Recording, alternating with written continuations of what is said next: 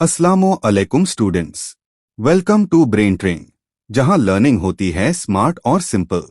आज हम शुरू कर रहे हैं एक बहुत इंपॉर्टेंट टॉपिक, डायरेक्ट स्पीच और इनडायरेक्ट स्पीच, जिसे हम शॉर्ट में कहते हैं डीएस और आईएस। अगर आप नरेशन स्ट्रॉन्ग कर लेते हैं तो इंग्लिश ग्रामर आपके लिए बहुत इजी हो जाती है, स्पेशली एग्जाम्स के लिए। बिल्कुल। और आज का लेक्चर स्पेशली डिजाइन किया गया है ग्रेड 9 और ग्रेड 10 स्टूडेंट्स के लिए, सिंपल, स्टेप बाय स्टेप और प्रैक्टिकल एग्जाम्पल्स के साथ। चलिए सबसे पहले समझते हैं डायरेक्ट स्पीच डीएस क्या होती है। एग्जाम्पल देखते हैं। Ali said to his friend, I am learning narration. यहाँ 2 पार्ट्स है। Ali said to his friend, ये रिपोर्टिंग स्पीच है। आई एम लर्निंग नरेशन, ये रिपोर्टेड स्पीच है। अब इसको 1 बाय 1 ब्रेक डाउन करके समझते हैं। रिपोर्टिंग स्पीच में अली ये रिपोर्टिंग स्पीच का सब्जेक्ट है। सेड टू ये रिपोर्टिंग स्पीच का वर्ब है। हिज फ्रेंड ये रिपोर्टिंग स्पीच का ऑब्जेक्ट है। और रिपोर्टेड स्पीच में I subject of reported speech है। Am learning verb of reported speech है। Narration object of reported speech है। और एक इम्पॉर्टेंट चीज डायरेक्ट स्पीच में हम यूज करते हैं कॉमा और क्वोटेशन मार्क्स। ये शो करते हैं कि किसी के एग्जैक्ट वर्ड्स क्वोट हो रहे हैं। अब चलते हैं इनडायरेक्ट स्पीच आईएस की तरफ। Ali told his friend that he was learning narration.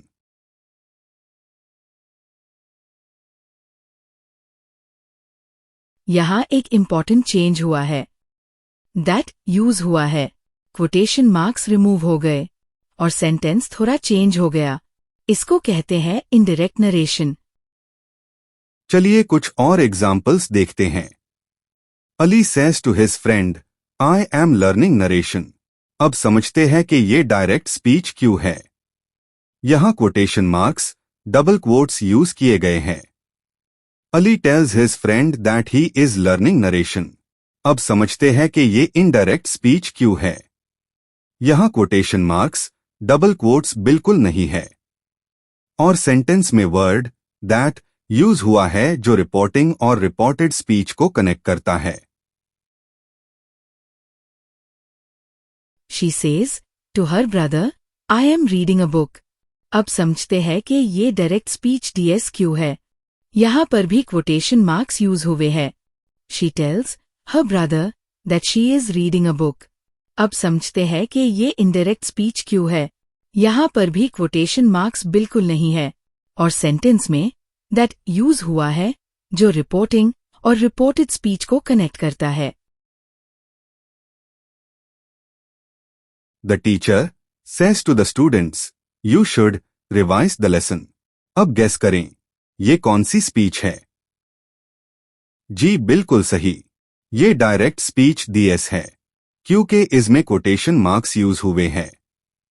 The teacher tells the students that they should revise the lesson. अब दोबारा गेस करें ये कौन सी स्पीच है। करेक्ट, ये इनडायरेक्ट स्पीच आईएस है बिकॉज हियर कोटेशन मार्क्स को दैट से चेंज किया गया है। Mom says to me, I am cooking lunch. This is direct speech DS because of use of quotation marks. Mom tells me that she is cooking lunch.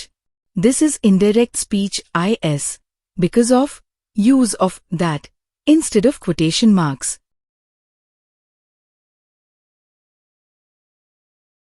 He says to his friend, I like ice cream.